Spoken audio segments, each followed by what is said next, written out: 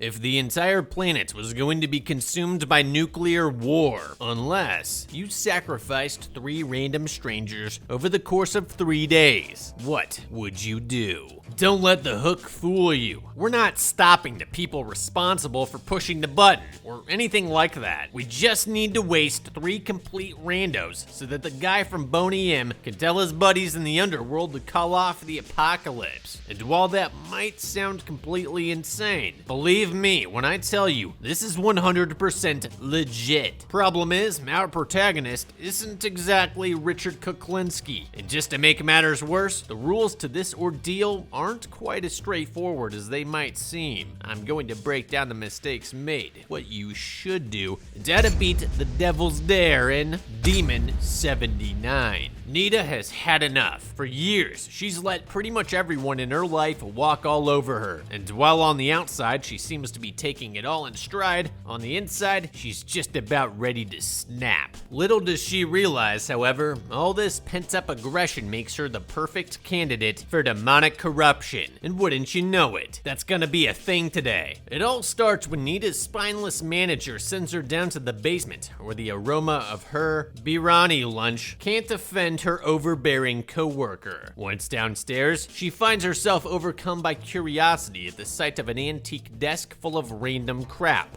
and the ensuing snoop session ultimately results in her cutting herself and bleeding all over some weird domino adorned with a strange symbol. Now, of course, there's nothing about this thing that suggests it's actually some kind of spiritual vessel containing an omniscient being from beyond our plane of existence, but I still find it a little strange that Nita chose to take it home with her. Either way, it's a good thing she did, because otherwise, she would not have a chance to save mankind from the fiery end she just unwittingly set into motion. And here to help her with that is her very own demon.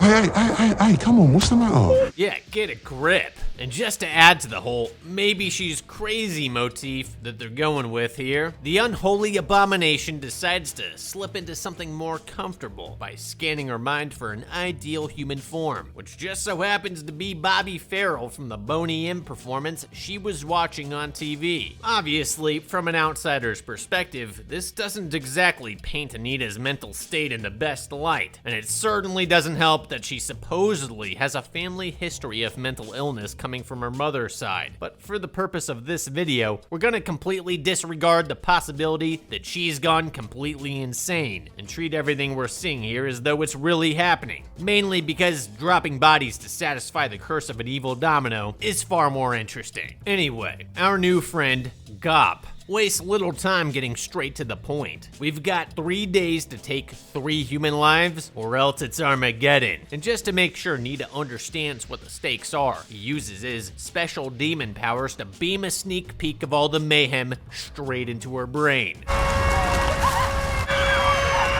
I've seen worse. Still, even if Gop really is an actual demon, how can we be sure he's not just trying to manipulate us into doing his dirty work? I mean, demons aren't exactly known for their trustworthiness, and for all we know, he cooked up that whole fire and brimstone routine just to screw with us. I guess, barring any way of independently verifying what he's telling us, it really just comes down to a matter of personal preference. Would you rather be wrong and a murderer, or wrong and have condemned all of humanity to an agonizing death? In that case, I know which one I'm picking, so we better get to cracking. Nita, on the other hand, needs some time to think this through and decides to go out for some fresh air. In doing so, however, she lucks away into finding the perfect candidate for mark number 1. It's dark, there's no one else around, and here he is walking his little dog all by himself. And these are just the things we can readily observe. According to Gop's mind link powers, the unassuming man is a regular piece of human garbage. I can't go too much into detail, but suffice it to say, he's what our friends across the pond would call a right sweaty nonce. What's more, it looks like the dog walker can neither see nor hear Gop standing right beside her. And whether it's out of genuine concern for her well-being or a predatory urge to exploit her perceived vulnerability, the man slowly walks within smacking distance despite clearly seeing that she's holding a brick. And you know what that means. Maybe put that down. and maybe don't walk up to people talking to themselves in the middle of the night while they're holding a brick. Well, that's one down, and just to help show us that we're on the right track, the marking on the talisman changes from 3 prongs down to 2. So we must be doing something right? We'll find out later. For now, Nita really seems to be taking her first kill hard for some reason. So much so, she nearly picks up the phone to turn herself in. Fortunately, her guardian angel's around to talk some sense into her before she can commit. After all, she's already a killer no matter what at this point, so why not just at least go for 2 more in case this all turns out to be legit? Furthermore, the addition of Gop's clairvoyance presents us with a truly unique opportunity here. We can effectively become a pre-crime vigilantes and take real scum off the street before they have a chance to victimize anyone else. All we have to do is head into an area known for more criminal behavior and drive around until we find a suitable target we can potentially take down. And yes, I understand with the aid of our supernatural sidekick, we have the power to sniff out evil wherever it hides. But the purpose of the change in scenery is twofold, in addition to providing a more target-rich environment. Number 1, if we carry out a slaying in an area more commonly known for that sort of thing, it won't draw quite as much attention from the public, and so law enforcement will likely go after the usual suspects. Number 2, you don't where you eat. It's bad enough Nita killed the first guy basically right outside her apartment. If all of a sudden even more bodies start piling in this neighborhood, the cops are gonna start asking some serious questions about the people who live around here. Fact is, even if what we're doing really does postpone the end of days, nobody in their right mind is ever going to believe that. So we're gonna have to make sure nothing we do leads back to us. At least, not until we rack up all 3. The good news is that it's 1979, so we don't have to worry about CCTV on every corner, doorbell, and convenience store putting us at the scene of the crime. This pretty much means that without a direct connection to our victims or eyewitness testimony tying us to the killing, investigators will have pretty much nothing to go off of. The bad news is that we're in the UK, and even in 1979, our weapon selection is limited to say the least. Yes, that's you. You're a basher. Yeah, not quite. The last thing we want to do is get up close and personal with our marks where they can potentially fight back or even disarm us. I mean, let's face it, Nita's not exactly built to be a hammer killer. And if her first target was any indication, she's mostly going to be taking on men much larger than her. In that case, we don't just need an equalizer, we need an advantage. But even obtaining a shotgun certificate could take as long as several weeks depending on the local PD. Now, ordinarily, the waits wouldn't be a problem, unless we urgently needed to defend ourselves. But because of the ticking clock dynamic established by the domino, we'll just have to resort to making our own. How hard could it be, right? Black powder can be made with basic household materials. Then all you need is some steel tubing and ball bearings and...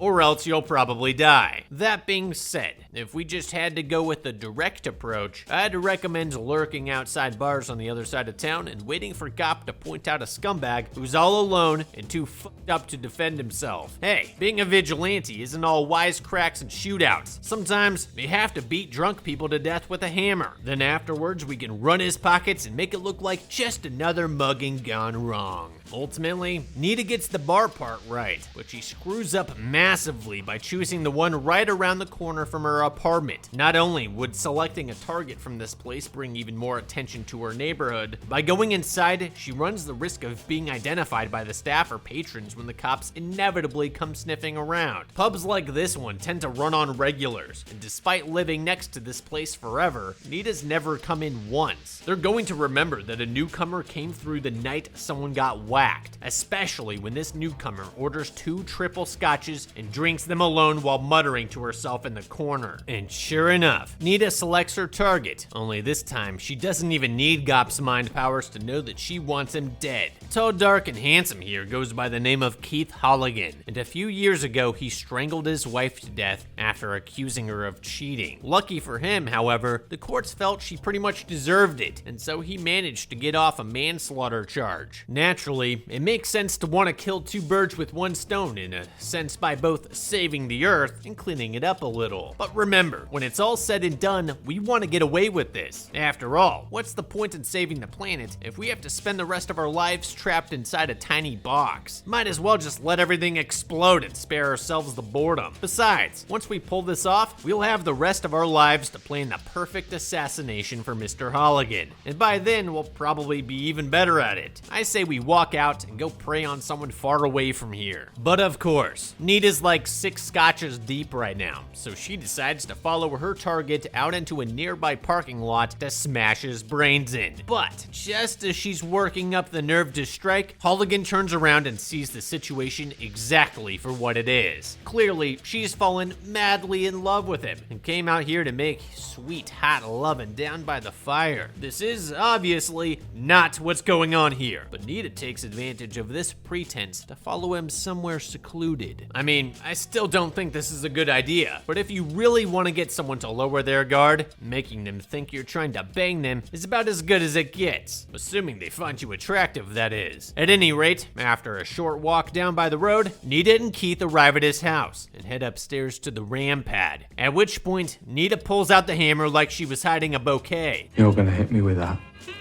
Okay then. Guess he just got tired of living. And it's a good thing too, because Nita looked like she was about to fall apart. Imagine what would have happened if he actually tried putting up a fight. Well, we're about to find out, as just as Nita's about to make a clean getaway, she bumps into Keith's brother Chris on his way home. And this time around, she's gonna have to work for it. See, this is exactly what I was talking about with the hammer. Too easy to get it away from her. For that alone, it probably would have been better to go with a knife. But either way, we should have brought more than one weapon along in case things got messy. Forget crawling after some kitchen knife to bail yourself out. I'd be chucking blades at this fool like early Kyler right about now. Whatever the case, this is yet another reason why going back to Keith's house was a bad idea. Without staking him out for a while, we had no way of knowing whether he lived alone, which clearly he does not, although it does give us a chance for a twofer. Nice. Well, that about wraps this one up then, right? Well, maybe not. A quick review of the talisman shows only one line being removed despite taking 2 lives. And after a brief chat with undead tech support, Gop hits us with some bad news. It seems one of the unknowable rules to this nightmare is that we can't kill anyone who's already killed someone else. Well, I mean, we can. It just won't count towards the 3 we need to get the job done. Okay, fine. There's still plenty of non-murderers out there that probably deserve to die. Plus, we could still technically go after someone who's planning to take someone out just as long as we get to them before they do the deed. See, our cup runneth over. Unfortunately, it seems Nita's decided she wants to make this whole affair about as difficult as possible. So instead of taking out some nobody with a rap sheet, she sets her sights on an up-and-coming young demagogue running for MP. According to Gop, Mr. Michael Smart, as he's known, is gonna be a big deal, and not in a good way. If he goes on to live, he'll ultimately work his way up to Prime Minister and eventually plunge the UK into a state of authoritarianism that would make Stalin blush. And while that's certainly a good reason to get rid of him, let's think this through for a second. According to Gop, all his buddies down in the underworld really like this guy, and while the rules say nothing about disrupting their evil plans, I'd be hesitant to piss off the organizers lest they throw us another curveball in retaliation. However, it seems Nita's gone through a major character change after killing the stranger and his wholly innocent brother, and so she basically tells the demons that they can go to hell.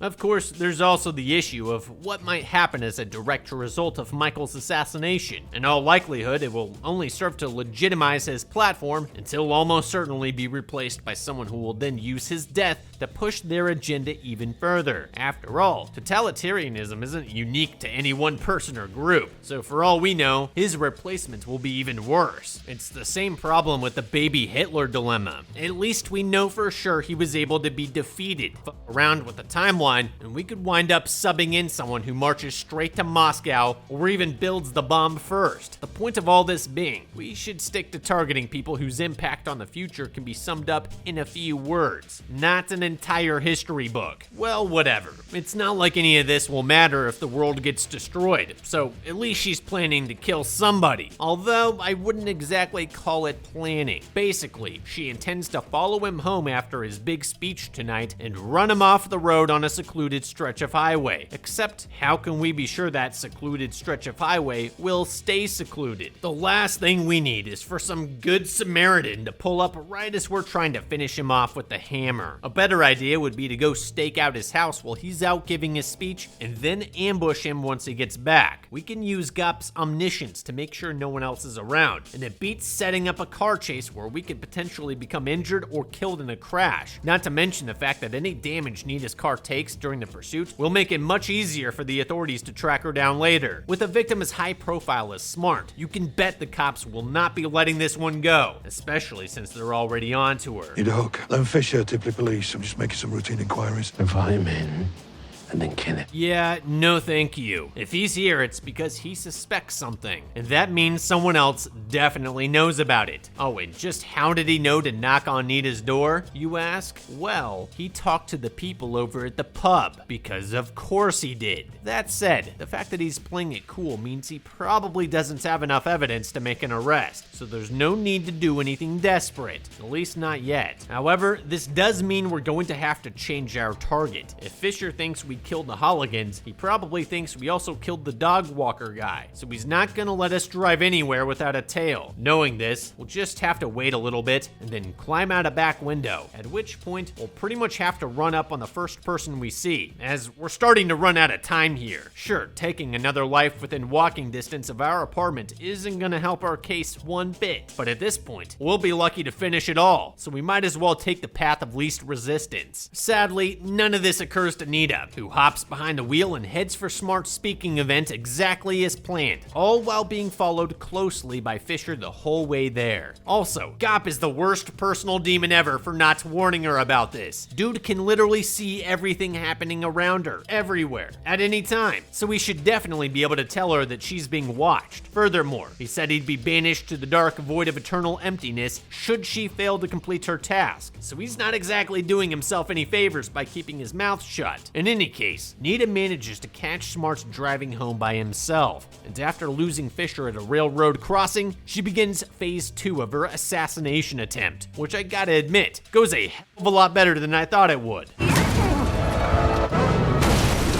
Yep, that'll do it. Although, just to be safe, we should immediately run up to the wreckage with our hammer ready to dish out the coup de grace. No sense in giving Smart a chance to gather his wits or even prepare a weapon of his own. Besides, it's not nearly as easy when someone doesn't serve up the back of their own head like a T-ball. Gonna take a few smacks at least to get the job done, so we better not waste any time in case someone's nearby. And sure enough, before Nita can administer the killing blow, Fisher swoops in out of nowhere to save the day, or so he thinks. Once back at the station, the cops start leaning on Nita to explain her actions, and much to their surprise, she tells them everything, including the parts where the twisted goat demon morphed into a disco artist and told her to kill people. Naturally, they assumed she's lost her mind, and this notion is only reinforced when it turns out that the talisman she was carrying around was just a regular domino. Yeah, it seems after all this time, Nita really was just a crazy person. But even if in the end it was all pointless, I still like to think that we had a lot of fun along the way. Wait, hang on, what's that sound? You hear that?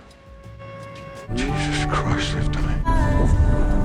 Oh, nope, guess she wasn't crazy. And with that, human civilization successfully bombs itself back to the Stone Age, and it probably won't even be the last time either. As for Nita, she chose to join Gap on his exile and spend eternity floating beside him in total darkness, which, if you ask me, seems a lot worse than simply getting vaporized, but whatever. She must really like Boney M. In the end, Nita only got 2 out of the 3 kills she needed to stop the apocalypse. However, while I can't fully guarantee that we could have kept her out of prison, and she followed our advice, she would have at least been able to save humanity from nuclear annihilation. For that reason, I think Demon 79 was beaten. Moral of the story, be careful what you bleed on.